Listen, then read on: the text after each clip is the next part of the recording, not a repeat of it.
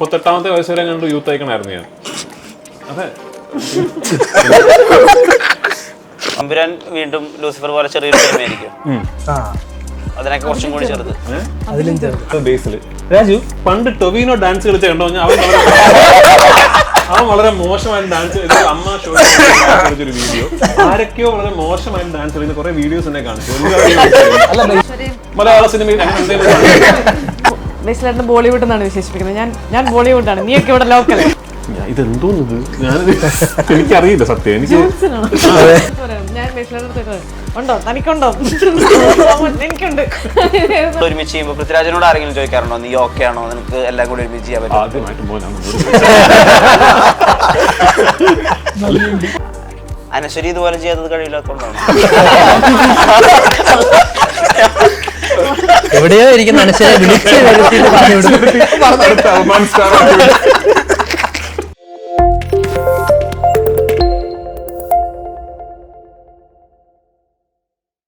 പൊതുവിൽ ഈ ഓൺലൈൻ ഇന്റർവ്യൂകളുടെ പ്രശ്നമായ ആളുകൾ പറയാവുന്നത് വലിയ നീളമുള്ള ഇൻട്രോകളാണ്. അത് ഇവിടെ ഇല്ല. ഗുരുവായൂർ അമ്പലനട എന്ന സിനിമയുടെ ഇന്റർവ്യൂക്ക് എല്ലാവർക്കും സ്വാഗതം.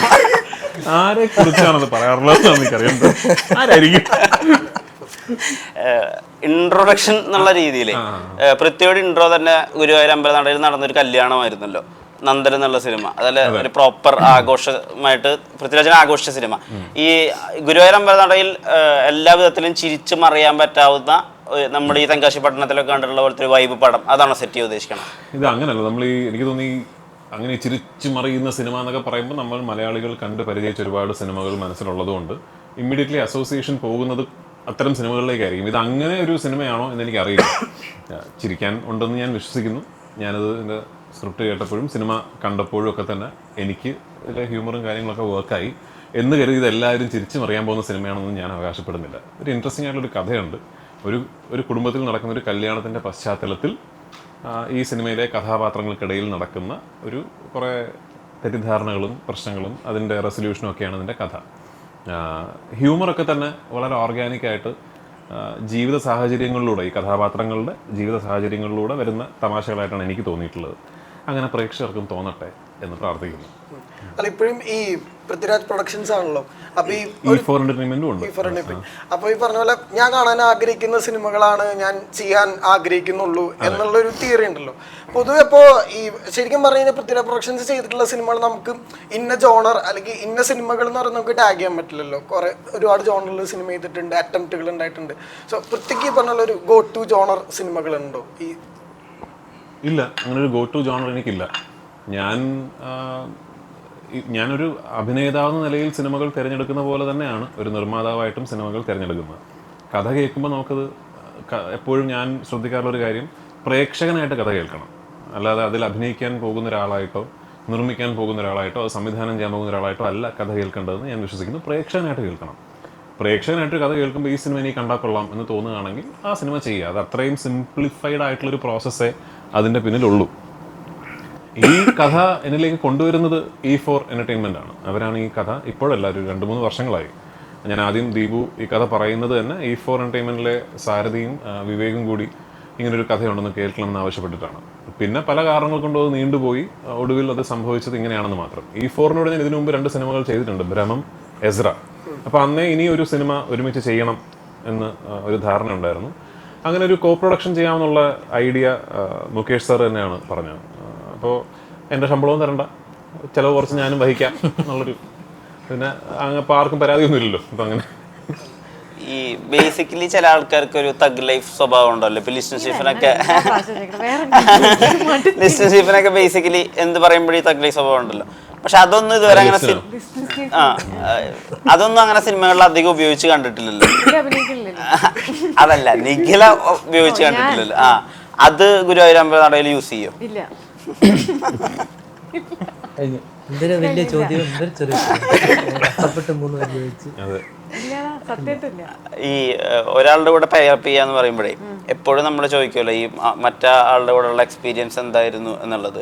അത് എനിക്ക് തന്നെ മുമ്പ് പറഞ്ഞിട്ടുണ്ട്. വലിയൊരു ആക്ടറുടെ കൂടെ പെയറപ്പ് ചെയ്യുമ്പോൾ എപ്പോഴും ആളുടെ എക്സ്പീരിയൻസ് എങ്ങനെ ഉണ്ടായിരുന്നു എന്ന് ചോദിക്കുന്നു. അതുകൊണ്ട് ഞങ്ങൾ ഈ വട്ടം പൃഥ്വിരാജിനോട് ചോദിക്കാന്ന് വിചാരിച്ചു. നിഖില മെമ്പറായിട്ടുള്ള എക്സ്പീരിയൻസ്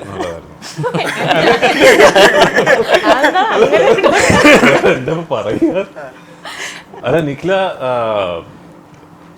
ഞാനിപ്പോൾ നേരത്തെ കഴിഞ്ഞ ഇന്റർവ്യൂ പറഞ്ഞത് നിഖിലയുടെ ഞാൻ ആക്ച്വലി നിഖിലയുടെ ഒരു സിനിമ കാണുന്നതിന് മുമ്പാണ് ആദ്യമായിട്ട് നിഖിലയുടെ കൂടെ വർക്ക് ചെയ്യുന്നത്. അത് ഞാൻ സംവിധാനം ചെയ്യുന്ന സിനിമയിലാണ്. അപ്പോൾ എൻ്റെ അസോസിയേറ്റ് ഡയറക്ടറായ വാവ കൊട്ടാരക്കരയോട് ഞാൻ പറഞ്ഞു, വാവ ബ്രോഡാഡി ഇതാണ്. അപ്പോൾ ഞാൻ പറഞ്ഞു എന്തിലൊരു സീക്വൻസിൽ ഒരു ഡ്രീം സീക്വൻസ് ആണെന്നൊക്കെ തോന്നിപ്പിക്കുന്ന ലൈനിലാണ് വിഷ്വൽ വരേണ്ടത്. ഭയങ്കര ഹൈലൈറ്റ്, ഈ ഡെലിവറി വാർഡിൻ്റെ അകത്തുനിന്ന് ഭയങ്കര ഹൈലൈറ്റ്, സ്ട്രോങ് ഹൈലൈറ്റിൽ ഡോറ് തുറന്ന് ഒരു പെൺകുട്ടി ഒരു നേഴ്സിൻ്റെ യൂണിഫോമിൽ ഒരു കൈക്കുഞ്ഞിനെയും പിടിച്ച് വെളിയിലേക്ക് വരണം. ഒരു ഡ്രീം സീക്വൻസ് ആണെന്നൊക്കെ തോന്നിപ്പിക്കണം. അപ്പോൾ ഒരു മാലാഖയെ പോലൊരു പെൺകുട്ടി വേണം. മാലാഖ ഓക്കെ സർ റെഡി എന്ന് പറഞ്ഞാൽ അപ്പം തന്നെ വാവ പറഞ്ഞ സജഷനാണ് നിഖിലയുടെ.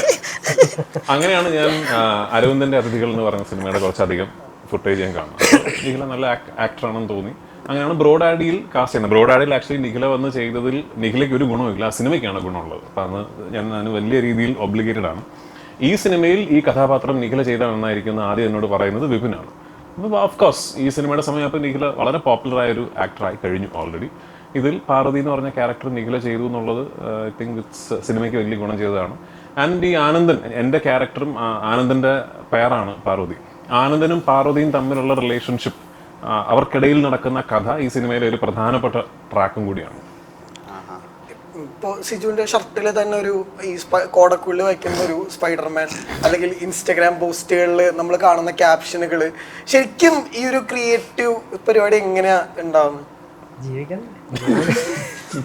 ഇതൊക്കെ എന്തെങ്കിലുമൊക്കെ നമ്പർ കാണിച്ചാലേ ഇവിടെ നിൽക്കാൻ പറ്റത്തുള്ളൂ. അതുകൊണ്ടൊക്കെ ചുമ്മാ ചെയ്യണ്ട. ഇത് പിന്നെ ചെയ്തത് അശ്വതി നമ്മുടെ കോസ്റ്റ്യൂം ഡിസൈനർ തന്നെയാണ്. ഓ അത് ശരി. ഞാൻ പറഞ്ഞു കൊടുത്തു, സ്പൈഡർമാൻ ഓടക്കുള്ളിൽ വായിക്കുന്നതാണ് എൻ്റെ ആശയം. അങ്ങനെ ഡിസൈൻ ചെയ്തത്. അപ്പോഴും ഈ ഫഹദിന്റെ ഒക്കെ ആദ്യകാല റീ എൻട്രി നടത്തുന്നതിന് മുമ്പ് ഈ ഇന്ദ്രേട്ടനും പ്രത്യേകം കൂടെ ഒരിക്കലും സംസാരിച്ചിട്ടുണ്ട്. ഫഹദിന്റെ പൊട്ടൻഷ്യൽ ശരിക്കും എല്ലാവരും കാണാൻ പോകുന്നുള്ളൂ എന്ന് പറഞ്ഞിട്ടുള്ള നിങ്ങൾ തമ്മിലുള്ള ഡിസ്കഷനെ കുറിച്ചിട്ട് ഇങ്ങനെ ഒരിക്കലും വായിച്ചിട്ടുണ്ട് ഒരുപാട് നാളുകൾക്ക് മുമ്പ്.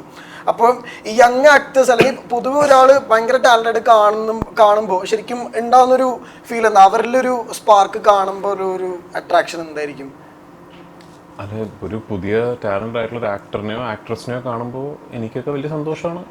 നമുക്ക് ഒരാളും കൂടെ ആയില്ല ഇൻഡസ്ട്രിയിൽ ഒരു. ഇപ്പോൾ ഇവരൊക്കെ നാളെ മെയിൻ സ്റ്റേ ആക്ടേഴ്സായിട്ട്, ഇവരൊക്കെ ഓൾറെഡി വളരെ പോപ്പുലറാണ്.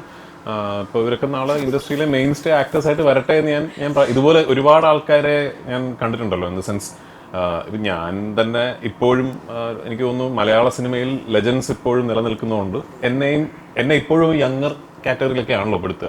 ഇപ്പോൾ ഞാൻ തന്നെ എത്രയോ ആൾക്കാരെ കണ്ടിരിക്കുന്നു. ഇപ്പോൾ ടോവി ആണെങ്കിലും അതെ, ഇപ്പോൾ എന്താണ് കുറേ പേരുണ്ടല്ലോ. അപ്പോൾ കുറേ ആൾക്കാരെ അങ്ങനെ ഒരു പുതിയ ഒരു വേഷം ചെയ്യാൻ വന്നിട്ട്. ഇപ്പം നെസ്ലിനെ എനിക്ക് ഓർമ്മയുണ്ട്. ഞാൻ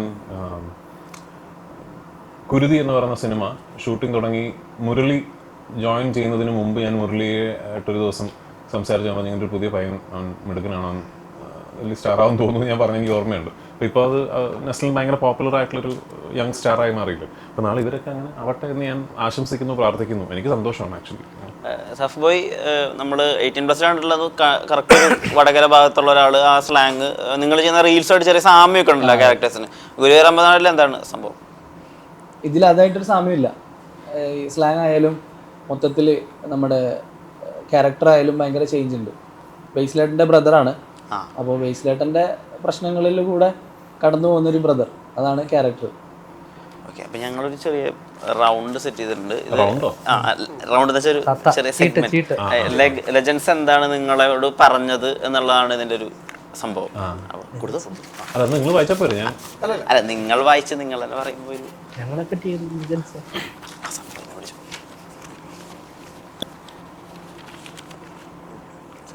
രാവൺ എന്ന സിനിമയുടെ ലണ്ടൻ സ്ക്രീനിങ്ങിന് ശേഷം അമിതാഭ് ബച്ചന്റെ മുന്നിൽ വെച്ച് മണിരത്നം എന്താണ് പൃഥ്വിയുടെ ആക്ടിങ്ങിനെ പറ്റി അരമണിക്കൂറോളം പറഞ്ഞത്. ഇത്രയെങ്കിലും എൻ്റെ അടുത്ത് എന്താ പറയുക, അറിവും പ്രതീക്ഷയും നൽകുന്ന യുവ തുർക്കി സൂപ്പർ സ്റ്റാർ സിജു സെറ്റിനെ പറ്റി പറയാം. അങ്ങനെയൊന്നുമില്ല. ഇതില്ല ഐഫോൺ ഷോ സ്റ്റാർ എന്ന് സിജു സണ്ണി ബേസിലെ വിശേഷിപ്പിക്കാനുള്ള കാരണം എന്താണ്? ഞാൻ ചുമ്മാ ഒരു ക്യാപ്ഷൻ ഇട്ടേ, അത് എടുത്തിട്ട് ഇവിടെ കൊണ്ട് ക്യാപ്ഷൻ കിങ് ആണ്. അതൊന്നുമില്ല. ഐഫോൺ ഷോ സ്റ്റാർ എന്ന് സിജു സണ്ണി ബേസിലെ വിശേഷിപ്പിക്കാനുള്ള കാരണം എന്താ? അതൊന്നുമില്ല. ബേസിലേട്ടൻ ഫോട്ടോ എടുത്തപ്പോൾ ഐഫോണിന്റെ ലോഗോ കണ്ടു. അപ്പോൾ ഞാൻ ചുമ്മാ അത് ബേസിലേട്ടനായിട്ട് അങ്ങനെ കണക്ഷൻ, ഞാൻ ചുമ്മാ ഇട്ടെന്നേ ഉള്ളൂ. പാവം ബേസിലേട്ടൻ. ബേസിലിനെ പറ്റി രണ്ടുപേരും ബേസിലേട്ടൻ നല്ലൊരാളാണ്. ബേസിലേട്ടൻ നന്നായിട്ട് അഭിനയിക്കും, ബേസിലേട്ടൻ ഡയറക്ഷൻ ചെയ്യും, ഡാൻസ് കളിക്കും, ക്രിക്കറ്റ് കളിക്കും. ബേസിലേട്ടൻ അടിപൊളിയാണ്.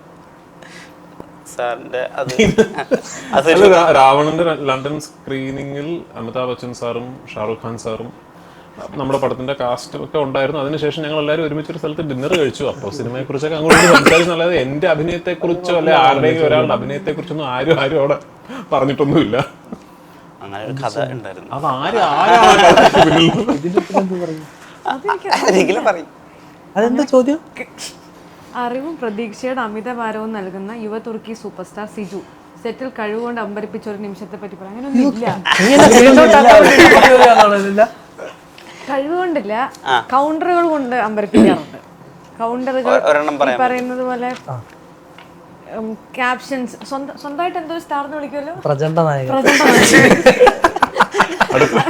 അടുത്ത ഇൻട്രോ കേട്ടോ. സ്വന്തമായിട്ട് പേരുകളിടുക, സ്വന്തമായിട്ട് അഭിമാനം കൊള്ളുക, അങ്ങനെ ഒരു കാര്യത്തിൽ ഭയങ്കര ഒരു മറ്റാരുടെയും ഫോട്ടോ ഇടാൻ വേണ്ടിയല്ല അവൻ ഫോട്ടോ ഇടുന്നത്, ക്യാപ്ഷൻ ഇടാൻ വേണ്ടിയാണ് ഫോട്ടോ ഇടുന്നത്. സോ ഞങ്ങൾക്ക് ബേസിക്കലി ഞങ്ങൾ എല്ലാവരും കൂടി ബേസിലേട്ടനെ കളിയാക്കാൻ വേണ്ടി ഞങ്ങളൊരു ഫാൻസ് ഗ്രൂപ്പ് തുടങ്ങിയിട്ടുണ്ട്. ബേസിലേട്ടനെ ഞങ്ങൾ ഇതുപോലെ പല പല പേരുകൾ, ബേസിലേട്ടന് വിപിൻ ചേട്ടൻ ഇട്ട് കൊടുത്തിരിക്കുന്നത് അപമാന സ്റ്റാർ, അപമാന സ്റ്റാർ എന്നാണ് വിപിൻ ചേട്ടൻ വിളിക്കുന്നത്. എവിടെ അപമാന സ്റ്റാറും കൂട്ടരും എന്ന് പറയുമ്പോൾ ഞങ്ങള് റെഡി. അപ്പൊ അങ്ങനെ നമ്മൾ ഈ പറഞ്ഞ പോലെ അങ്ങോട്ടും ഇങ്ങോട്ടും കളിയാക്കുക, അങ്ങനത്തെ കൗണ്ടറുകൾ പറയാ, അതിലൊക്കെ സിജു അതിവിദഗ്ധനാണെന്ന് എനിക്കറിയാം. ഈ കഴിവ് കൊണ്ട് വേറൊരു രീതിയിൽ അമ്പരപ്പിച്ച ഷോട്ടുകളൊന്നും ഞാൻ കണ്ടിട്ടില്ല. എനിക്കതിനുള്ള അവസരം കിട്ടിയിട്ടില്ല. ഭാഗ്യം, എന്റെ ഭാഗ്യം. ഇവനെന്താ മിണ്ടാത്തെന്ന് ഇവനോട് ഇവനെ തന്നെ പൊക്കി പറയാനാണ് പറഞ്ഞിരിക്കുന്നത്. ഞാൻ വേറെ ലെവലാണ്. എന്നോട് ചോദ്യം, ഫാർമ സീരീസിൽ നിവിൻ പോളി എന്ന ആക്ടറിനെ പറ്റി എന്താണ് മനസ്സിലാക്കിയത്? പിന്നെ സാഫ് ബോയുടെ കണ്ടന്റിനെ പറ്റി എന്താണ് നിവിൻ പറഞ്ഞത്? പുള്ളിക്ക് എന്നെ അറിയില്ലായിരുന്നു, പുള്ളി കണ്ടിട്ടില്ല. അപ്പൊ അത് കഴിഞ്ഞു. ആരാ അങ്ങനെ ചോദിച്ചില്ല, പക്ഷെ പുള്ളി കണ്ടിട്ടില്ല. ഫാർമ സീരീസിൽ പുള്ളിയായിട്ടുള്ള ഫസ്റ്റ് ഒരു ഇന്ററാക്ഷൻ എന്ന് പറഞ്ഞാല് എന്റെ മനസ്സിൽ ഓംശാന്തി ഓശാനിലെ ഗിരിയേട്ടൻ അങ്ങനെ കുറെ ക്യാരക്ടേഴ്സ് ആണ് കിടക്കുന്നത്. അപ്പോൾ ഞാൻ പോയിട്ട് ഇങ്ങനെ അതിൽ ഞാനൊരു ക്യാരക്ടർ ഉണ്ട് ഫാർമ എന്ന് പറഞ്ഞ സീരീസിൽ. അപ്പോൾ പോയിട്ട് ഇങ്ങനെ അതെ അപ്പോൾ പരിചയപ്പെട്ടപ്പോൾ ഞാനാണ് ഈ ക്യാരക്ടർ എന്ന് പറഞ്ഞപ്പോൾ ഞാൻ പ്രതീക്ഷിച്ചത് ഓക്കെ അടിപൊളി എന്ന് പറയും. പക്ഷെ പുള്ളി എന്നോട് ഇങ്ങനെ നോക്കിയിട്ട് ഇങ്ങനെ ആലോചിച്ചിട്ട് നീ എന്തിനാണ് ആ ക്യാരക്ടർ ചെയ്തത്? അപ്പൊ ഞാൻ ആകെ ലോക്കായി പോയി. ഞാൻ പറഞ്ഞു അല്ല ഇവരെന്നെ വിളിച്ചപ്പോ അപ്പൊ അല്ലെങ്കിൽ നീ ചെയ്യില്ല. അയ്യോ പെട്ടു. അങ്ങനെയാണ് ഞങ്ങൾ ഫസ്റ്റ് ഒരു സംസാരം വരുന്നത്. പിന്നെ എനിക്ക് മനസ്സിലായി ഒരു ചെറിയൊരു ഗ്യാപ്പ് ഇട്ടേക്കാം, ഇല്ലെങ്കിൽ ഇടയ്ക്കിടയ്ക്ക് കയറി കേട്ടുന്നത്. പക്ഷെ കമ്പനി ആയിട്ടോ പിന്നീടുള്ള ദിവസങ്ങൾ ഭയങ്കര കമ്പനി. എല്ലാത്തിന്റെ അവസാനം ഒരു ടൈലന്റ് ഉണ്ട്. ഇപ്പോഴും ഈ വിപിന്റെ സെറ്റ് എന്ന് പറയുമ്പോൾ ക്രിക്കറ്റ് കളി ഭയങ്കര ഇമ്പോർട്ടന്റ് ആണല്ലോ. അപ്പോൾ ഇടവേള ബാബുച്ചേട്ടൻ ഒരിക്കലും പറഞ്ഞ മലയാളത്തിൽ ഏറ്റവും നന്നായിട്ട് ക്രിക്കറ്റ് കളിക്കുന്നത് പൃഥ്വിരാജാണ്. പക്ഷെ ഒരിക്കലും നമുക്ക് അങ്ങനെ ഈ കളിക്കാനോ അങ്ങനെ അവസരങ്ങൾ കാണാൻ അതൊക്കെ വെറുതെ. ക്രിക്കറ്റ് കളിക്കുമായിരുന്നു, ഞാൻ സ്കൂളിലായിരുന്നു. അപ്പോൾ എനിക്ക് വലിയ ഇഷ്ടമായിരുന്നു ക്രിക്കറ്റ് കളിക്കാൻ. അൺഫോർച്ചുനേറ്റ്ലി ഈ സെറ്റിൽ എനിക്ക് ക്രിക്കറ്റ് കളിക്കാൻ പോകാൻ ഇവരൊക്കെ ഡെയിലി കളി ഉണ്ടായിരുന്നു. എനിക്ക് ഈ സിനിമയുടെ ഷൂട്ടിംഗ് സമയത്താണ് സർജറി കഴിഞ്ഞിട്ട് അതിന്റെ റിക്കവറി പീരീഡിലായിരുന്നു. അപ്പോൾ ഇനിയിപ്പോൾ അടുത്ത സിനിമയിൽ ക്രിക്കറ്റ് കളിക്കാൻ പോകണം. എനിക്ക് എൻ്റെ സെക്കൻഡ് വെഡിങ് ആനിവേഴ്സറി ഗിഫ്റ്റ് ഒക്കെ ആയിട്ട് സുപ്രിയ വാങ്ങിച്ചു തന്ന ഒരു ഗ്രേ നിക്കോൾസിന്റെ ബാറ്റൊക്കെയാണ്. ഈ സിനിമയിൽ തമാശ എന്ന് പറയുന്ന കാര്യത്തെ ഒരുപാട് ഇപ്പോൾ മൂവ് ചെയ്തിട്ടുണ്ട്. സിറ്റുവേഷൻ കോമഡിയാണ് പ്രധാനമായിട്ട് ഇപ്പോൾ നമ്മുടെ പ്രൈമറിയിലൊക്കെ നമ്മൾ കാണുന്നത്. ഇപ്പോൾ ഗുരുവായൂരമ്പല നടയിൽ കുറച്ചുകൂടി ലൗഡായിട്ടുള്ള കുറച്ചുകൂടി സെലിബ്രേഷൻ ഒക്കെ ഉള്ള ഒരു സിനിമ എന്നുള്ള രീതിയിൽ നമ്മൾ മനസ്സിലാക്കണം. ഇതിൻ്റെ ഒരു ഹ്യൂമർ പാർട്ട് അതിൻ്റെ രീതി എങ്ങനെയായിരിക്കും? സർക്കാസ് ആയിരിക്കുമോ അതോ കാരിക്കേച്ചർ സ്വഭാവമായിരിക്കും? എങ്ങനെയായിരിക്കും? അല്ല, ഞാൻ നേരത്തെ പറഞ്ഞ പോലെ ഇതും സാഹചര്യങ്ങൾ ഉണ്ടാക്കുന്ന തമാശകളാണ് കൂടുതൽ. ഈ സ്ക്രിപ്റ്റിലേക്ക് അല്ലെങ്കിൽ കഥയിലേക്ക് എന്നെ ആദ്യം തന്നെ ഇമ്മീഡിയറ്റ്ലി ആകർഷിച്ചത് ഞാൻ അറ്റ്ലീസ്റ്റ് മുമ്പ് കേട്ടിട്ടില്ലാത്ത, മുമ്പ് വേറെ സിനിമകളൊന്നും കണ്ടിട്ടില്ലാത്ത ഒരു സാധനമുണ്ട് ഇതിനകത്ത്. ഒരു രണ്ട് കഥാപാത്രങ്ങൾക്കിടയിലുള്ള ഒരു കണക്ഷൻ ഉണ്ട്. അതിൽ തുടങ്ങിയിട്ടാണ് ഈ സിനിമയുടെ മുഴുവൻ കഥ അവിടെ നിന്നാണ് വികസിക്കുന്നത്. അപ്പോൾ അത് തന്നെ ആ സാധനം എനിക്ക് വളരെ ഇതിനു മുമ്പ് ഞാൻ കേട്ടിട്ടില്ലാത്തൊരു സാധനമായിട്ട് തോന്നി. അതല്ലാതെ ഇതിനകത്ത് അങ്ങനെ ഒരു ആക്ടേഴ്സായിട്ട് ചെയ്യുന്ന ഹ്യൂമർ എന്നുള്ളതിനേക്കാൾ കൂടുതൽ എനിക്ക് തോന്നിയിട്ടുള്ളത് സാഹചര്യങ്ങൾ സൃഷ്ടിക്കുന്ന തമാശകളും സിനിമയിലെ കഥാപാത്രങ്ങൾക്ക് അറിയാത്ത കാര്യങ്ങൾ പ്രേക്ഷകൻ അറിഞ്ഞിട്ട് കാണുമ്പോൾ അവർ ബിഹേവ് ചെയ്യുന്ന കാണുമ്പോൾ ഉണ്ടാകുന്ന ഹ്യൂമറും ഒക്കെയാണ് ഇതിൽ കൂടുതൽ. ഇപ്പോഴും ഈ ടൈറ്റില് ചില പരിപാടികൾ ഒളിപ്പിച്ചൊക്കെ പറയും. ഈ ജയജയയില് ടൈറ്റില് ശരിക്കും ഈ ദർശനയുടെ കാലുണ്ടായിരുന്നു. അപ്പൊ അന്ന് എല്ലാരും ചോദിച്ചപ്പോ അത് സാനിറ്റൈസറാണ് എന്ന് പറഞ്ഞ് എല്ലാരും അന്ന് പറ്റിച്ചായിരുന്നു. പക്ഷെ ഇതില് താലി ഉണ്ട്. ഈ താലിയാണ് ഭയങ്കര ഒരു കീ ഫാക്ടർ ആയിട്ട് ഇപ്പൊ പോസ്റ്ററുകളൊക്കെ കാണുന്നത്. താലിക്ക് എത്രമാത്രം ഇമ്പോർട്ടൻസ്? അല്ല, ഇതിന്റെ ഈ എൻറ്റയർ സിനിമയുടെ പശ്ചാത്തലം എന്ന് പറഞ്ഞാൽ ഒരു കല്യാണമാണ്. അപ്പോൾ അതുകൊണ്ട് തന്നെ ഒരു ഹിന്ദു കല്യാണമാണ്. അപ്പോൾ അതുകൊണ്ട് തന്നെ താലി എന്ന് പറയുന്നതിൽ ഒരു വലിയ ആ ഷേപ്പിലുള്ള താലി എന്ന് പറയുന്നതിൻ്റെ ഒരു സിംബോളിക്കലി വളരെ പ്രധാനമാണ്. അതിനപ്പുറത്തേക്കൊരു പ്രാധാന്യമൊന്നും താലിക്കില്ല. അല്ലെങ്കിൽ ഈ ആനന്ദാണല്ലോ വില്ലൻ എന്നൊക്കെയാണല്ലോ നമുക്ക് മനസ്സിലാവുന്നത്. ആനന്ദാണ് വില്ലൻ എന്നൊക്കെയാണല്ലോ നമുക്ക് മനസ്സിലാവുന്നത്. അപ്പൊ വില്ലന്റെ കൂടെയുള്ള ആൾ എന്നുള്ള രീതിയിൽ ഒരു അങ്ങനെ കുറച്ച് നെഗറ്റീവ് ആയിട്ടുള്ള ഒരാളായിരിക്കോ അതോ വില്ലനെ നന്നാക്കുന്ന ആളായിരിക്കോ? ഡോണില് കരീന കപൂർ രാജേട്ടന് കുറച്ച് സ്ലോ മോഷൻ ഷോട്ടുകൾ ഉണ്ടായിരുന്നു. അപ്പം മറ്റേ വാഴ നനയുമ്പോൾ ചീര നനയുന്ന പോലെ എനിക്കും ബേസ്ലാൻഡ് പറയാം. ഞാൻ ബേസ്ലാൻഡ് എടുത്ത് പറയും, ഉണ്ടോ തനിക്കുണ്ടോ? എനിക്കുണ്ട്. മറ്റേ മറ്റേ ബേസ്ലായിട്ട് സ്വന്തമായിട്ട് ബേസ്ലാറ്റിന്റെ ബോളിവുഡ് എന്നാണ് വിശേഷിപ്പിക്കുന്നത്. ഞാൻ ബോളിവുഡാണ്, നീയൊക്കെ ഇവിടെ ലോക്കൽ, സിനിമ പിടിക്കും, ഞാൻ അങ്ങ് ബോളിവുഡ് അങ്ങനെ പുള്ളി. അപ്പം ഞാൻ മറ്റേ എനിക്ക് സ്ലോ മോഷൻ ഉണ്ട്, തനിക്കുണ്ടോ സ്ലോ മോഷൻ? എന്ത് കണ്ടാലും ഞെട്ടണം, ആരെ കണ്ടാലും ഞെട്ടണം പറഞ്ഞ് ഞങ്ങൾ വെറുതെ കളിയാക്കാറുണ്ടായിരുന്നു. അപ്പം അങ്ങനെ കൂടെ ആയതുകൊണ്ട് അങ്ങനെ കുറച്ച് കഥാപാത്രം എന്താ ചെയ്യുന്നത് എനിക്ക് പറയാൻ പറ്റില്ല. പ്രത്യേകിച്ചൊന്നും ചെയ്യുന്നില്ല. ക്ലോസ് കിട്ടിയതുപോലെ രാജ്യമുള്ളതുകൊണ്ടാ, അല്ലെങ്കിൽ വൈഡിലെങ്ങനെ നിന്നേനെ. അതുകൊണ്ട് ഇതുകൊണ്ടാണ് പോകുന്നത്. ഞാൻ നേരത്തെ പറഞ്ഞ ഈ സിനിമയുടെ കഥയിലേക്ക് അല്ലെങ്കിൽ തിരക്കഥയിലേക്ക് എന്നെ ആദ്യം തന്നെ ആകർഷിച്ച, ഞാൻ ഇതിനു മുമ്പ് കേട്ടിട്ടില്ലെന്ന് തോന്നിയ ഒരു പ്ലോട്ട് പോയിന്റ് ഉണ്ടല്ലോ, അത് നിഖിലയുടെ കഥാപാത്രത്തെ ചുറ്റിപ്പറ്റിയുള്ളതാണ്. സിജു വലിയ ആക്ടേഴ്സിന്റെ കൂടെ ഒക്കെ നമ്മൾ വർക്ക് ചെയ്യുമല്ലോ. അപ്പൊ സിജു വർക്ക് ചെയ്തിട്ടില്ല. അന്ന് ആദ്യമായിട്ട് നമ്മളൊരു വലിയ ആക്ടറിന്റെ കൂടെ വർക്ക് ചെയ്യുമല്ലോ. അപ്പൊ ഇത് നമ്മുടെ ഇനി പ്രൊഫഷണൽ ലൈഫിലേക്ക് എടുത്തു വെക്കാം എന്നൊക്കെ വിചാരിക്കുന്ന എന്തെങ്കിലും കാര്യം മനസ്സിലാക്കിയിട്ടുണ്ടാവും? ഇപ്പൊ ഉദാഹരണത്തിന് ഇപ്പൊ അജിത്തിന്റെ കൂടെ ആദ്യമായിട്ട് എസ് ജെ സൂര്യ എന്നുള്ള ഡയറക്ടർ വർക്ക് ചെയ്യുമ്പോൾ ഈ അജിത്ത് വന്നിട്ട് എല്ലാ ആളുകളുടെ അടുത്തും ഗുഡ് മോർണിംഗ് പറയും. അതൊരു നല്ല ക്വാളിറ്റി പറയാറില്ല എന്ന് കഴിഞ്ഞ ഇന്റർവ്യൂ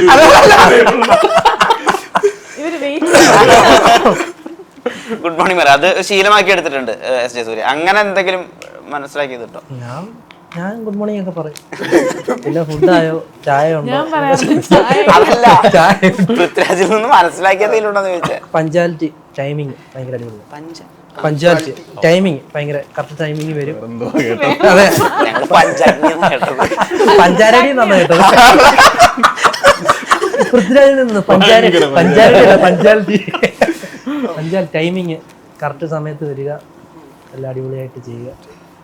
എപ്പോഴും ഈ ബോളിവുഡ് എന്ന് പറയുമ്പോൾ ഞങ്ങൾക്ക് പെട്ടെന്ന് മനസ്സിലേക്ക് വരുന്ന ചില കഥാപാത്രങ്ങളും ഈ പറഞ്ഞ പോലെ രാജേട്ടൻ്റെ ചില ഈ പറഞ്ഞ ബോളിവുഡ് എൻട്രി ഒക്കെ ആയിരുന്നല്ലോ. ആ കാലത്ത് ഔറംഗസേബ് ഒക്കെ ചെയ്യുന്ന സമയത്തിന് മുമ്പ് തന്നെ ഇപ്പം മലയാളത്തിൽ നിന്ന് ഭയങ്കര സെലിബ്രേറ്റ് ചെയ്യപ്പെട്ടിട്ടുള്ള ഒരു യങ് എൻട്രികളിലൊന്നും അതായിരുന്നു. അപ്പോൾ ശരിക്കും ഈ ബേസിൽ ഈ പറഞ്ഞ പോലെ ബോളിവുഡ് എൻട്രിയുടെ ഒക്കെ റൂമറുകളിലൊക്കെ നിൽക്കുമ്പോഴത്തേക്കും ബേസിൽ ഒരു കഥ ഇങ്ങനെ നറേറ്റ് ചെയ്തിട്ടുണ്ടോ? ഒരു ഫ്രഷ് ഡയറക്ടർ ഇല്ല, ചെയ്തിട്ടില്ല. ഞാൻ ചോദ്യത്തെ നശിപ്പിച്ചു. അല്ല, പൊതുവെ ഡിസ്കഷൻ എങ്ങനെയാ ബേസിലായിട്ട്? പൊതുവെ ഇപ്പോൾ ഈ പറഞ്ഞ പോലെ നല്ല സിനിമകളൊക്കെ ചെയ്യുന്ന അല്ലെങ്കിൽ ഭയങ്കര റീച്ചുള്ള സിനിമകളൊക്കെ ചെയ്യുന്ന ഒരാൾ കൂടെയാണല്ലോ. അപ്പോൾ പെർസ്പെക്റ്റീവ് ഉണ്ടാവില്ലേ നിങ്ങൾ രണ്ട് ഡയറക്ടേഴ്സ് ഉണ്ടാകുമ്പോഴത്തേക്കും? ഞങ്ങൾ അങ്ങനെ രണ്ട് ഡയറക്ടേഴ്സ് ആയിട്ടൊന്നും സംസാരിച്ചിട്ടില്ല ഈ സെറ്റിൽ. ഞങ്ങൾ ഈ സെറ്റിൽ ആക്ടേഴ്സ് മാത്രമാണല്ലോ. പിന്നെ ഞാനിപ്പോൾ ബേസിലൊരു മലയാളത്തിലെ ഒരു മെയിൻ ഡയറക്ടേഴ്സിൽ ഒരാളാണ്. ഞാനിപ്പോഴും ഒരു പാർട്ട് ടൈം വല്ലപ്പോഴും ഒക്കെ സിനിമ ചെയ്യുന്ന ബേസിൽ എന്നേക്കാൾ സുപ്പീരിയർ ഫിൽം മേക്കറാണെന്ന് വിശ്വസിക്കുന്ന ആളാണ്. അപ്പോൾ ഈ വിപിൻ എന്ന് പറയുന്ന ഡയറക്ടർ എങ്ങനെയാണ് ആക്ട് ചെയ്ത് കാണിക്കുമോ അതോ അതിന്റെ ബ്രീഫിങ്ങിലാണോ കാര്യം ഇരിക്കുന്നത്? എൻ്റെ അടുത്തോ?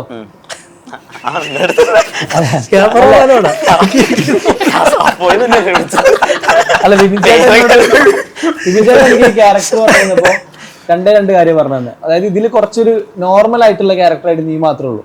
ബാക്കി എല്ലാവരും കുറച്ചൊരു സ്ക്രിപ്റ്റ് കൈയിടുന്ന പോലെ ഇന്റർവ്യൂവിന് സത്യം പറഞ്ഞു അല്ലല്ല, കുറച്ചൊരു നോർമൽ ആയിട്ടുള്ള കാര്യങ്ങൾ ചെയ്യണം നീ മാത്രമേ ഉള്ളൂ. പിന്നെ നീ കുറച്ച് ചെടികൾ കാര്യങ്ങൾ കുറച്ച് ഇഷ്ടമുള്ള ഒരു ക്യാരക്ടറാണ്. അത്രേ പറഞ്ഞു തന്നിട്ടുള്ളൂ, വേറെ ഒന്നും പറഞ്ഞു തന്നിട്ടില്ല. ബാക്കിയെല്ലാം ഞാൻ നിന്റെ ക്യാരക്ടർ കയ്യിൽ നിന്ന് പോയപ്പോ നിന്നെ മാറ്റി നിർത്തിയപ്പോ നിന്റെ ഇതാ ഇങ്ങനെ ചെയ്യേ. എന്റെ കൂടെ 25 പേരെ കാണാനില്ല. ഓരോരുത്തരായിട്ട് ചോദിച്ചോട്ടെ, ആദ്യമായിട്ട് ഗുരുവായൂർ അമ്പലനടയിൽ ഷൂട്ട് ചെയ്ത സീൻ ഏതാണ്? ഞങ്ങളെ പൂജ കഴിഞ്ഞപ്പോൾ ആദ്യം തുടങ്ങിയത് മറ്റേ കല്യാണക്കുറി അടിക്കുന്നത്. അതാണ് ഈ പടം ഇത്ര നീണ്ടുപോയത്.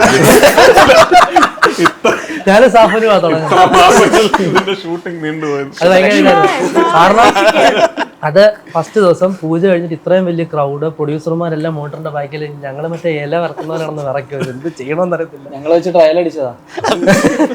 പിന്നെ കുറച്ച് കഴിഞ്ഞപ്പോ ആദ്യത്തെ ഇത് കഴിഞ്ഞപ്പോഴേ ഇത്രയും കിടന്ന ഇളകുമൊന്നും വേണ്ട, മര്യാദക്ക് ചെയ്ത് പിന്നെ വിഞ്ഞേട്ടൻ സെറ്റ് ചെയ്തു. രാജുവേട്ടൻ ഷൂട്ട് ചെയ്ത ഫസ്റ്റ് സീൻ ഞാൻ നിഖിലോടല്ലേ നമ്മള് ഒരു വീട്ടിലുള്ള ഒരു സീൻ. ഞാൻ എൻ്റെ ഇടയ്ക്കൊരു 3 മാസം ഞാൻ വർക്ക് ചെയ്തില്ലായിരുന്നു. എൻ്റെ നീ സർജറി കഴിഞ്ഞിട്ട് ഒരു 3 months റെസ്റ്റ് കഴിഞ്ഞിട്ടാണ് ഞാൻ അപ്പോൾ അത് 3 months റെസ്റ്റ് കഴിഞ്ഞിട്ട് ഞാൻ ആദ്യം ജോയിൻ ചെയ്ത് ഗുരുവായൂരമ്പലം നടയില്ല. അതെ, അപ്പോൾ ആ സമയത്തും ഞാൻ ഫുള്ളി റിക്കവേർഡ് ആയിരുന്നില്ല. അപ്പോൾ വളരെ കെയർഫുൾ ആയിട്ട് വേണമായിരുന്നു ഷൂട്ടിംഗ് ഒക്കെ ചെയ്യാൻ. ഇൻ ദ സെൻസ് ഞാൻ കെയർഫുൾ ആകണമായിരുന്നു. അപ്പോൾ അതാണ് എൻ്റെ ഓർമ്മ. ഇപ്പോൾ ഓക്കെ. നിഖിൽ ആദ്യം ഷൂട്ട് ചെയ്ത സീൻ? ഞാൻ ആദ്യം ഷൂട്ട് ചെയ്തത് അമ്പലത്തിൽ എന്തോ ഒരു സീനായിരുന്നു. പിന്നെ ആദ്യത്തെ ഷെഡ്യൂളിൽ തന്നെ ഒരു ദിവസം 2 ദിവസം ഷൂട്ട് ഉണ്ടായിരുന്നു. അതിൽ ഒരു ദിവസം എന്നെ ഒരു ദിവസം മുഴുവൻ പറമ്പിക്കൂടെ വെറുതെ പറമ്പിക്കൂടെ നടക്കുക, കുറേ നേരം നടക്കുന്ന പറഞ്ഞ് കുറേ നടത്തിച്ച് സ്ഥലത്ത് അവസാനം ഇപ്പൊ പുള്ളി അതിനാണ് ഇത് കണ്ടെത്തുന്നത്.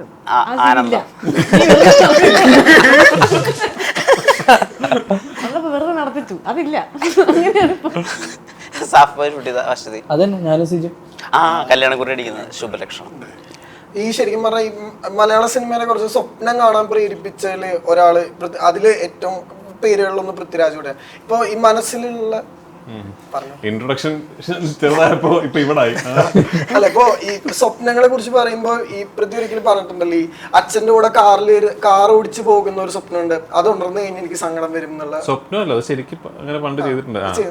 അപ്പോഴും ഈ ജീവിതത്തിലെ സ്വപ്നങ്ങൾ കാണാൻ എന്ന് ഇഷ്ടപ്പെടുന്ന ഒരാളാണ്, അത് പ്രാവർത്തികമാക്കിയിട്ടുള്ള ആളാണ്. ഇനിയൊരു വലിയൊരു സ്വപ്നം എന്തായിരിക്കും ജീവിതത്തിലുണ്ടാവും? ഇനിയിപ്പോ ഇങ്ങനെയൊക്കെ തന്നെ അങ്ങ് പോവാ എന്നുള്ളതാണ് എന്റെ സ്വപ്നം. മനസ്സിലായില്ലേ? ഇപ്പോ എനിക്ക് സിനിമയിൽ എനിക്കിഷ്ടമുള്ള പോലെ സിനിമകളൊക്കെ ചെയ്യാൻ പറ്റുന്നുണ്ട്. ഇപ്പോൾ വലിയ സിനിമകളിലൊക്കെ ഭാഗമാകാൻ സാധിക്കുന്നു. എനിക്ക് ഇഷ്ടപ്പെട്ട സിനിമകൾ നിർമ്മിക്കാൻ പറ്റുന്നു. എനിക്ക് ഇഷ്ടപ്പെട്ട സിനിമകൾ സംവിധാനം ചെയ്യാൻ പറ്റുന്നു. അപ്പോൾ ഇങ്ങനെയൊക്കെ തന്നെ അങ്ങ് പോയാൽ മതി. അതാണ് സ്വപ്നം. പ്രഡിക്ഷൻസുകൾ ഇതെന്തോന്നിത് എനിക്കറിയില്ല സത്യം. എനിക്ക് നാളെ രാവിലെ എന്താണ് സംഭവിക്കാൻ പോകുന്ന പോലും അറിയില്ല. കഴിഞ്ഞ ഇന്റർവ്യൂ ചെയ്ത് 2034 നാളത്തെ 2034 അന്ന് ഞങ്ങളുടെ ചാനലിന് റേറ്റ് കൂട്ടിക്കാണ്. ഈ പുതിയ ആക്ടേഴ്സ് ഉണ്ടല്ലോ, ഈ സിജു, സാഫ് ബോയ്, അപ്പൊ ഇവരിലൊക്കെ കാണുന്ന ഒരു ഗ്രാസ്പിംഗ് ഉണ്ടല്ലോ. കാരണം ഇവർ ഓൾറെഡി ക്യാരക്ടേഴ്സിന് ഉണ്ടാക്കിയിട്ടൊക്കെ ഇൻസ്റ്റാഗ്രാമിൽ പ്ലേ ചെയ്യുന്നു. അപ്പൊ ഇവരിൽ നിന്ന് അല്ലെങ്കിൽ ഇവരോടുള്ള കമ്മ്യൂണിക്കേഷൻ, ഇവരിൽ നിന്ന് എന്തെങ്കിലും നമുക്ക് നമ്മുടെ ക്രിയേറ്റീവ് സൈഡിൽ യൂസ് ചെയ്യാൻ പറ്റുന്നത്, അങ്ങനെ എന്തെങ്കിലും ഇവരുടെ നിന്ന് കമ്മ്യൂണിക്കേഷൻ രാജുവേട്ടന് എന്താ വരാത്തത്?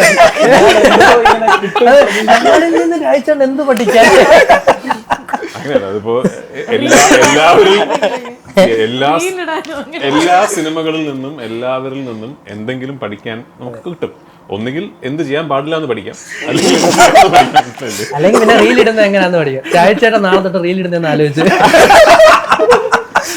അപ്പൊ ഈ പറഞ്ഞ പോലെ ഇവരുടെ സെൻസ് ഇപ്പോൾ ഈ പുതിയ ജനറേഷൻ ആക്ടേഴ്സ്, എസ്പെഷ്യലി ഇവരെ പോലുള്ളവർ, ഈ ഇൻസ്റ്റാഗ്രാം വഴിയൊക്കെ സിനിമയിൽ വരുന്നവർക്ക് അവർക്കൊരു ഇൻബിൽട്ട് ആയിട്ടുള്ള ഒരു കോൺഫിഡൻസ് ഉണ്ട്. അവർ ഓൾറെഡി പെർഫോമിംഗ് ആർട്ടിസ്റ്റുകളാണല്ലോ. അവർ ഓൾറെഡി ഒരു ഇൻസ്റ്റാഗ്രാം റീൽ ക്രിയേറ്റ് ചെയ്ത് പോസ്റ്റ് ചെയ്ത് കഴിഞ്ഞ് അതിന് ട്രാക്ഷൻ ഉണ്ടാക്കി അതിന് ആൾക്കാർ അവരെ പുകഴ്ത്തുന്നതും ചീത്ത വിളിക്കുന്നതും ഒക്കെ കമന്റിൽ വായിച്ച് തഴമ്പിച്ച് പബ്ലിക് ജഡ്ജ്മെന്റ് യൂസ്ഡ് ആയിട്ട് വരുന്ന ആൾക്കാരാണ്. അത്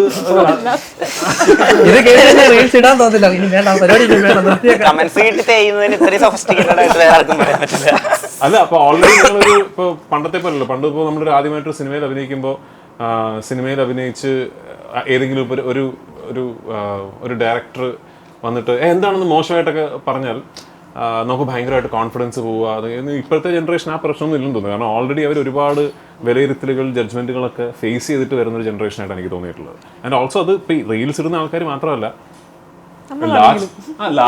ഇന്നത്തെ ആൾക്കാർ large part of your life is being lived in A digital world. അപ്പോൾ കോൺസ്റ്റന്റ്ലി ഈ മറ്റുള്ളവരുടെ വാലിഡേഷന് വേണ്ടി ലൈഫിൻ്റെ ഒരു വലിയ ഭാഗം മാറ്റി വെക്കുന്നൊരു തലമുറയുണ്ട് ഇന്ന്. അപ്പോൾ അത് ഇൻ എ വേ അതിൻ്റെ ഒരു ഗുണം, ദോഷങ്ങളാണ് കൂടുതൽ ആക്ച്വലി. എന്തെങ്കിലും ഗുണമുണ്ടോ എന്ന് ചോദിച്ചാൽ I think you come with ആ ഒരു sense of confidence, being comfortable, you are comfortable being judged, അതൊക്കെ ഇവർക്ക് കാണും. ഇല്ലേ ഉണ്ടോ? ഈ യൂത്ത് ഐക്കൺ അവാർഡ് ഇപ്പൊ കിട്ടുന്നില്ലല്ലോ. യൂത്ത് ഐക്കൺ അവാർഡ് ഇപ്പൊ രാജുവേട്ടന് കിട്ടുന്നില്ലല്ലോ. ഇല്ല ആ അപ്പോ ഔട്ടായെന്നാണ് അർത്ഥം. ഔട്ടായെന്ന അർത്ഥം. അതിന് രാജുവേട്ടൻ എനിക്ക് കുറച്ച് എന്താ സുഖം കുറച്ച് ഏജ്ഡ് ആയി അല്ലെങ്കിൽ ഞാൻ കുറച്ച് മെച്ചൂർഡ് ആയി, ഞാൻ വേറൊരു സ്റ്റേച്ചറിൽ നിൽക്കുന്നുണ്ടെന്നാണോ? ഇല്ല, പ്രായമായി എന്നുള്ളതിന്റെയാണ് അതിന്റെ. ഇവർക്ക് യൂത്ത് ഐക്കൺ അവാർഡ് കിട്ടാൻ എന്തെങ്കിലും ഞങ്ങളെന്തിനാ അതിനകത്ത് പഠിച്ചിരുന്നത്?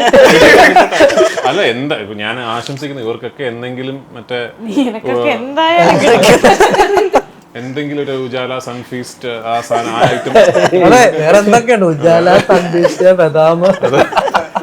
എല്ലാവരും കിട്ടട്ടെ.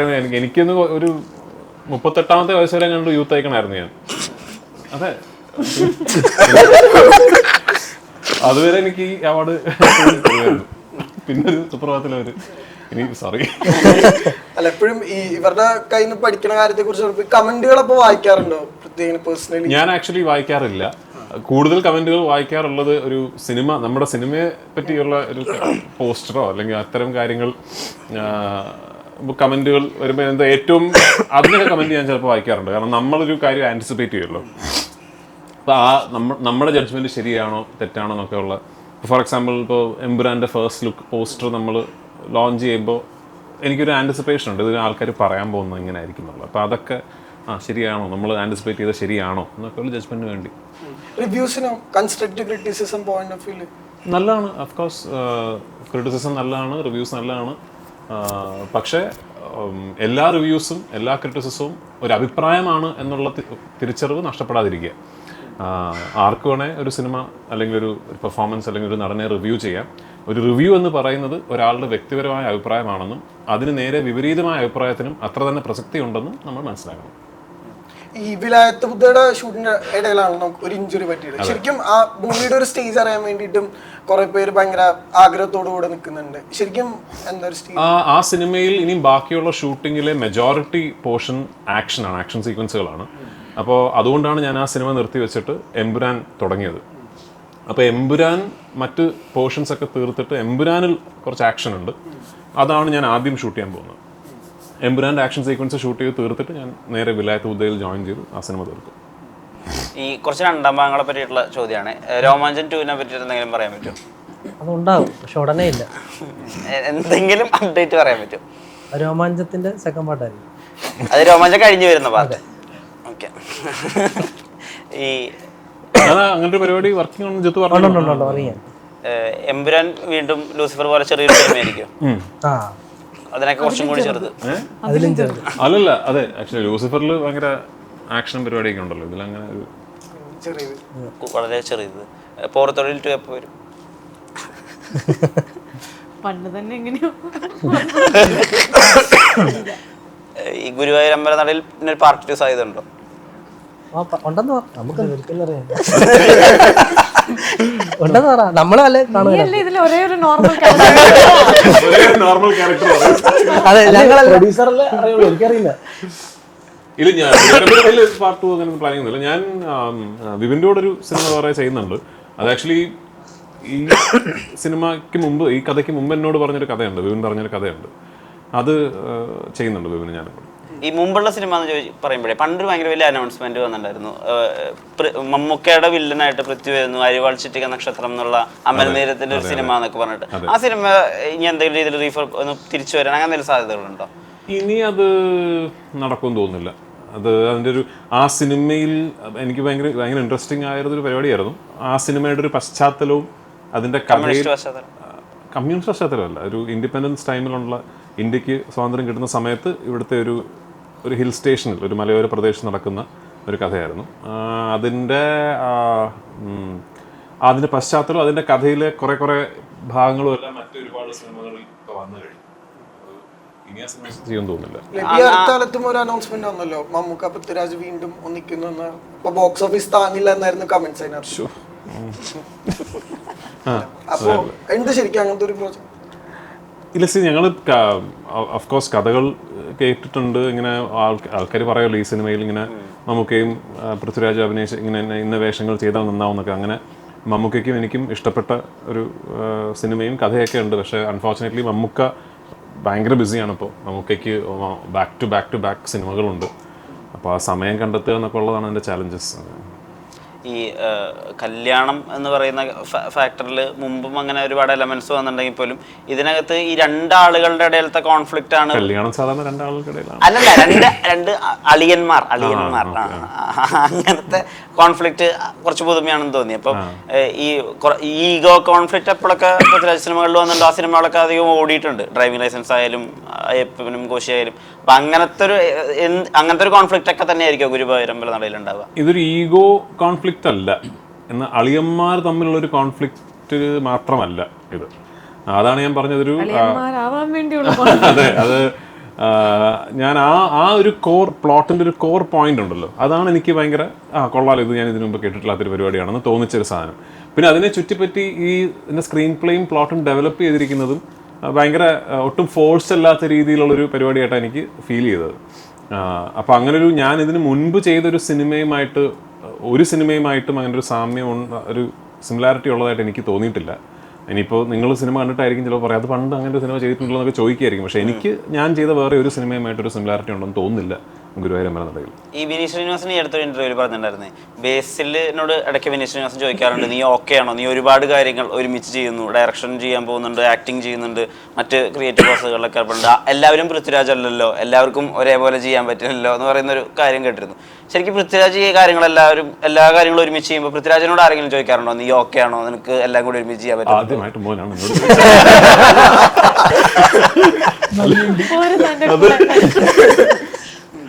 ഇല്ല, എന്നോട് അങ്ങനെ ആരും ഇതുവരെ ചോദിച്ചിട്ടില്ല.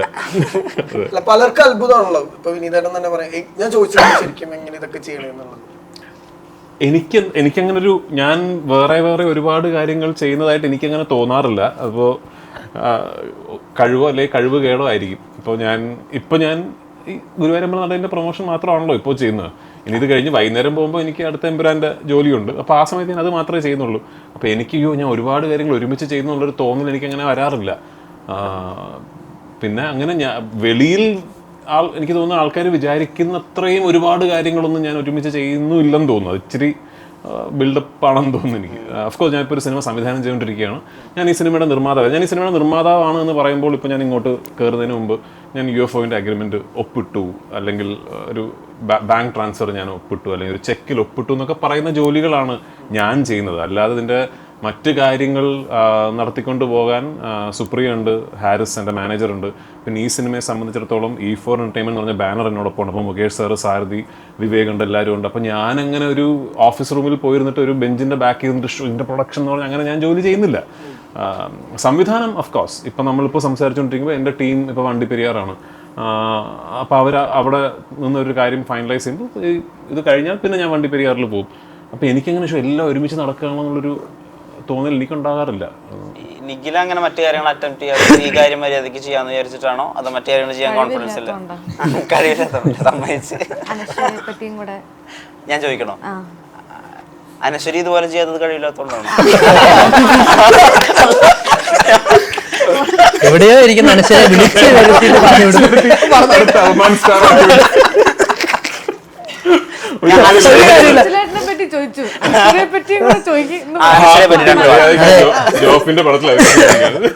അനശ്വരെ പറ്റി രണ്ടു വാക്ക്. എന്നോടല്ല, ബാക്കിയുള്ളവരോട് ചോദിക്കണോ? ഓക്കെ ശരി. ബേസിലേട്ടനെ പറ്റി നിങ്ങൾ ചോദിക്കുന്നുണ്ടെങ്കിൽ അനശ്വരെ പറ്റി എനിക്ക് തന്ന പോലെ ഇൻട്രോ അനശ്വരെ പറ്റി പറഞ്ഞു നിർത്തൂ എന്നാണ് മലയാള സിനിമയിൽ.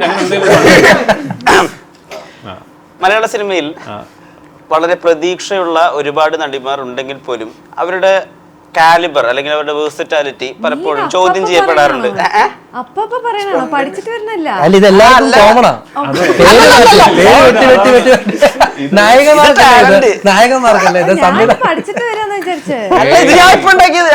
ഇത് മറ്റേ റെയിൽവേ സ്റ്റേഷനിലൊക്കെ അനൗൺസ്മെന്റ് ഉണ്ടായിരുന്നു,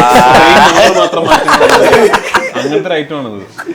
ഇതിപ്പോ ഇന്ന് അനശ്വര പൃഥ്വിരാജ്, നാളെ ആകുമ്പോൾ ദുൽഖർ സൽമാൻ, നിഖില, അങ്ങനെ ആരും വേണം റെഡി. വെഡിങ് കാർഡിൽ മാറ്റിക്കൊണ്ടിരിക്കും. ഇത് ഈ OMA നിങ്ങളെ ഇതിന് തെരഞ്ഞെടുത്തിരിക്കുകയല്ലേ, നിങ്ങളെ രണ്ടുപേരും? അതിനൊരു സെലക്ഷൻ പ്രോസസ് ഉണ്ടോ? ആരായിരിക്കും ഇതിന് ഏറ്റവും പറ്റിയത്? അങ്ങനൊരു ഇല്ല, ഓക്കെ, നിങ്ങൾ തന്നെ തീരുമാനിക്കും. ഒരാൾ പോരാന്നുള്ളതുകൊണ്ട് ഞാൻ രണ്ടുപേര് അല്ല ടാലന്റ് ആണല്ലോ. ആ, അതെ, correct. ആ തിരിച്ചറിവാണ് വേണ്ടത്. ടാലന്റ് ഞങ്ങൾക്ക് പൊതുവില്ല അങ്ങനെ ഒരു ഇതുണ്ട്. തിരിച്ചറിവില്ല. അല്ല, നല്ല തിരിച്ചറിവുണ്ട്. ഇപ്പൊ യോഗി ബാബുവിനെ കുറിച്ചിട്ട് ഇപ്പൊ അദ്ദേഹത്തിന്റെ മലയാളം ഡെബ്യൂ ആണ്. എങ്ങനെയാ ശരിക്കും അദ്ദേഹം സിനിമ? അല്ല, ഒരു തമിഴ് കഥാപാത്രം ഈ സ്ക്രിപ്റ്റിൽ ആദ്യം മുതലേ ഉണ്ടായിരുന്നു. വിപിൻ ആണ്, ഓഫ്കോഴ്സ് വിപിനും ദീപും ചേർന്നെടുത്ത തീരുമാനമായിരിക്കും. വിപിനാണ് ആദ്യമായിട്ട് ആ കഥാപാത്രം യോഗി ബാബു ചെയ്താൽ നന്നാകും എന്ന് പറയുന്നത്. അപ്പോൾ യോഗി ബാബു വളരെ തിരക്കുള്ളൊരു നടനാണ്. പക്ഷേ ഒരു സംവിധായകൻ അങ്ങനെ ഒരു ആവശ്യം പറയുമ്പോൾ നിർമ്മാതാവെന്ന നിലയ്ക്ക് അത് ട്രൈ ചെയ്യണമല്ലോ നമ്മൾ അങ്ങനെ ഒരു ആക്ടറെ.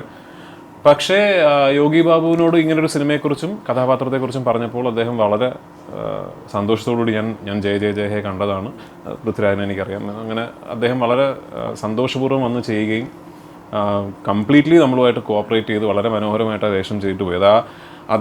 ഒരു റീകോൾ വാല്യൂ ഉള്ളൊരു ഒരു ആക്ടർ ചെയ്താൽ നന്നാകുന്ന വേഷമാണ്. ആൻഡ് ഓൾസോ സിനിമയുടെ രണ്ടാം പകുതിയിൽ നിർണായക ഘട്ടത്തിൽ ഈ പ്ലോട്ടിൽ ഒരു വലിയ കാര്യം ചെയ്യുന്നൊരു ക്യാരക്ടറും കൂടിയാണ്. അപ്പോൾ അത് അദ്ദേഹത്തിൻ്റെ സ്വതസിദ്ധമായ ശൈലിയിൽ ചെയ്തു എന്നുള്ളത് തീർച്ചയായിട്ടും ആ കഥാപാത്രം, ശരവണൻ എന്ന് പറഞ്ഞ കഥാപാത്രത്തിന്, ഈ സിനിമയ്ക്കും ഒരുപാട് ഗുണം ചെയ്തിട്ടുണ്ട്. ഈ സിനിമയിൽ അങ്ങനെ ഒരുപാട് ടഫായിട്ട് അല്ലെങ്കിൽ ഈ അരിപെറുക്കിയ സീൻ അങ്ങനെ ഓർമ്മയുള്ള ഒരു സീനുണ്ടോ? പറ. ഇല്ല, നമ്മളങ്ങനൊന്നും പറഞ്ഞിട്ടില്ല. എന്നാ പെറുക്കാത്തൊരു സീൻ പറ. അല്ല, എല്ലാം നന്നായിട്ടായത്. നമുക്ക് അങ്ങനെ പ്രശ്നമൊന്നും പറ്റിയിട്ടില്ല. എനിക്കങ്ങനെ ഈ സിനിമ മുഴുവൻ തന്നെ ഭയങ്കര റിലാക്സ്ഡ് ആയിട്ടുള്ളൊരു എക്സ്പീരിയൻസ് ആയിരുന്നു എനിക്ക്. കാരണം ഞാൻ ഈ ആടുജീവിതമൊക്കെ കഴിഞ്ഞിട്ട്, ഒന്നാമത് ഈ നീ സർജറി എല്ലാം കഴിഞ്ഞ് എനിക്കൊരു ഭയങ്കര വെക്കേഷൻ മൂഡ് പടമായിരുന്നു അത്. ആക്ച്വലി അത് ആ കഴിവ് അങ്ങനെ ആകാൻ കാര്യം വിപിൻ്റെ ടീമും അത്രയും നല്ലതായതുകൊണ്ടാണ്. ഓഫ്കോഴ്സ് നമ്മൾ ഇനിഷ്യലി വിചാരിച്ചതിനെക്കാട്ടിലൊക്കെ നമ്പർ ഓഫ് ഡേയ്സും ഒക്കെ കൂടി. അത് വിപിൻ്റെ കുറ്റമൊന്നുമല്ല, കാരണം ഇനിഷ്യലി ഞങ്ങൾ പ്ലാൻ ചെയ്തതിനേക്കാൾ ഒരു വലിയ സിനിമയാണ് എടുത്തത്. അതിൻ്റെ ഒരു സ്കെയിലും കാര്യങ്ങളും എല്ലാം ഒറിജിനലി എന്ന് പറഞ്ഞാൽ ഞാൻ ആദ്യം സ്ക്രിപ്റ്റ് കേട്ട സമയത്ത് ഉണ്ടായിരുന്നതിനേക്കാൾ ഒരു വലിയ സ്കെയിലാണ് ഈ സിനിമയിൽ നിന്ന് എടുത്തിരിക്കുന്നത്. അതിൻ്റെ എല്ലാ ഭംഗിയും ഈ സിനിമയ്ക്ക് ഉണ്ട് എന്ന് ഞാൻ വിശ്വസിക്കുന്നു. അങ്ങനെ ടഫ്നെസ് ഉള്ളൊരു പറമ്പിലൂടെ നടക്കുക അല്ലാതെ ടഫ്നെസ് ഉള്ള എന്തെങ്കിലും ആദ്യമായിട്ട് ഈ സിനിമയ്ക്ക് വേണ്ടി എന്തെങ്കിലും ടഫായിട്ട് ഞങ്ങൾ ചെയ്യുന്നത് ഇപ്പോഴാണ്. ഇപ്പം മനസ്സിലായി. അപ്പോ ടഫായിട്ടൊന്നുമില്ലല്ലോ. ഡാൻസ് ഈ സിനിമയിൽ കളിച്ചു ഉണ്ടാവോ? സിജുവിന്റെ മുഖത്തേക്ക് നോക്കി ഇപ്പോഴും ഭയമുണ്ട്. അങ്ങനെയല്ലല്ലോ, കുറച്ച് ഡാൻസ് കളിപ്പിച്ചു. ബേസ് ഒരു 32 ടേക്ക് ഒരു സ്റ്റെപ്പ് ഉണ്ട്. അവസാനം വെളുപ്പിന് 6 മണി വെട്ടം വന്ന് കഴിഞ്ഞു. കൂടെ കളിച്ച ബേസ് അത് പറഞ്ഞില്ല, അത് കാണുമ്പോ ഇങ്ങനെ സ്റ്റെപ്പ് ഉണ്ട് കേട്ടോ. അതിനകത്ത് ബേസിലേട്ടനെ ഞാൻ ഇവനോടാ കളിക്കുന്നത്. ബേസിലേട്ടനും തെറ്റിക്കുന്നു. അവസാനം ബേസിലേട്ടനെ കുറെ തെറ്റി. അങ്ങനെ പോയി നേരം വെളുത്തു. എന്നിട്ട് ബേസിലേട്ടൻ കാറിൽ കയറിട്ട് പറഞ്ഞു അവരെയും കൂടെ വിളിക്കാൻ. അപ്പൊ ഞങ്ങൾ കൂടെ കളിച്ചതിന് ഞങ്ങളെ കൊണ്ട് ദോശയും ചമ്മന്തിയും രാവിലെ എവിടെ നിന്നോ മേടിച്ചെന്നിരുന്നു പൊക്കോളാൻ. പാട്ട് ഷൂട്ട് ചെയ്യുന്നുള്ളത് നമുക്ക് ആദ്യമേ അറിയാം. ഫസ്റ്റ് ഷെഡ്യൂളിന് പോയപ്പോൾ വളരെ റാൻഡമായിട്ട് ബേസിലായിട്ട് മഞ്ജു അനശ്വരോട് ചോദിക്കുന്നു, നീ ഡാൻസ് പഠിച്ചിട്ടുണ്ടോ? അപ്പോൾ അനശ്വര പറഞ്ഞു ഇല്ല പഠിച്ചിട്ടില്ല. ഓ നിനക്ക് കളിക്കാൻ അറിയില്ല അല്ലേ? അപ്പോൾ അനശ്വര പറഞ്ഞു കളിക്കാൻ അറിയില്ല എന്നല്ല, കളിക്കും എന്ന് പറഞ്ഞു. അപ്പം എന്നോട് ചോദിച്ചു നിഖില ഡാൻസ് കളിക്കും അല്ലേ? ഞാൻ പറഞ്ഞാൽ കളിക്കും തെറ്റി ഞാൻ കണ്ടായിരുന്നു. അപ്പോൾ ഞാൻ ചെന്ത് സൈമയിലൊക്കെ പെർഫോം ചെയ്തത് ഞാൻ യൂട്യൂബിൽ നോക്കിയായിരുന്നു. ഞാൻ ചെന്തിന് അപ്പോൾ നോക്കി വന്നപ്പോഴാണ് പറഞ്ഞത് പുള്ളിക്ക് പെർഫോമൻസ് ഉണ്ട്. അപ്പോൾ പുള്ളിയുടേത് പോർഷൻ കഴിഞ്ഞാൽ ഇപ്പുറത്ത് ഞാനും അനശ്വരയാണ് ഡാൻസ് കളിക്കണം. അപ്പോൾ പുള്ളിയെക്കാട്ടിലും നന്നായി കളിക്കുമോ എന്നുള്ള സംശയം കാരണം പുള്ളി പോകുന്നവരും വരുന്നവരും മുഴുവൻ ഡാൻസ് കളിക്കും. ആ കോംപ്ലക്സ് കാരണമാണെന്ന് തോന്നുന്നു. ഞാൻ ആദ്യമായിട്ട് ലൊക്കേഷൻ എന്നിട്ട് ആ പാട്ടിന്റെ എഡിറ്റ് കണ്ടു കഴിഞ്ഞപ്പോൾ ഒരു കാര്യം ബേസിൽ രാജു പണ്ട് ടൊവിനോ ഡാൻസ് കളിച്ച കണ്ടോ അവൻ വളരെ മോശമായിട്ട് ഡാൻസ് അമ്മ ഷോ കളിച്ചൊരു വീഡിയോ. ആരൊക്കെയോ വളരെ മോശമായിട്ട് ഡാൻസ് കളിക്കുന്ന കുറെ വീഡിയോസ് എന്നെ കാണിച്ചു. അല്ല ബേസിലായിട്ട് ഞങ്ങളോട് പറയായിരുന്നു നല്ലോണം കളിച്ചു, അപ്പുറത്ത് അവരാണ് ഇതിലെ മനുഷ്യരാണ്, അവരെ ബീറ്റ് ചെയ്യണം. ഈ 32 ടേക്ക് ഒരു സിംഗിൾ ഷോട്ടാ. അത് വിപിൻ ചേട്ടൻ കട്ട് ചെയ്ത് ചറ പറയാക്കി വെച്ചേക്കുന്നു. പിന്നെ എന്തിനാണ് ബേസിലായിട്ടിന് ആദ്യം മുതലേ ഈ പാട്ടിന്റെ കാര്യത്തിൽ ഭയങ്കര ടെൻഷനായിരുന്നു. അപ്പം ഇപ്പൊ ഞങ്ങൾ രണ്ടുപേരും കളിച്ചു കഴിഞ്ഞിട്ടും ഫുൾ എഡിറ്റ് ചെയ്ത് കണ്ടപ്പോഴും പുള്ളി വേറെ ഏതോ പടത്തിന്റെ ഷൂട്ടിങ്ങിൽ അവിടെ ഇരുന്നിട്ട് നിങ്ങളൊക്കെ ഡാൻസ് കളിക്കും പക്ഷെ ഞങ്ങൾ കളിച്ച പോലെ ആവില്ല. അല്ലാതെ സത്യമാണ് ഞങ്ങളുടെ വീട്ടിലെയാണ് കിടില് ഡാൻസ്. അതെല്ലാരും പക്ഷെ ആക്ച്വലി എനിക്ക് ഇഷ്ടപ്പെട്ടു. അങ്ങനെ ഗുരുവായൂരമ്പലത്തിൽ ഈ മാസം 16-ാം തീയതി റിലീസിനുള്ള കാരണം ഞങ്ങൾ രണ്ടുപേരും തേഞ്ഞത് നിർത്തണം. അതുകൊണ്ട് നിങ്ങളുടെ നേരത്തിന് ഒരുപാട് നന്ദി. നമസ്കാരം. Thank you.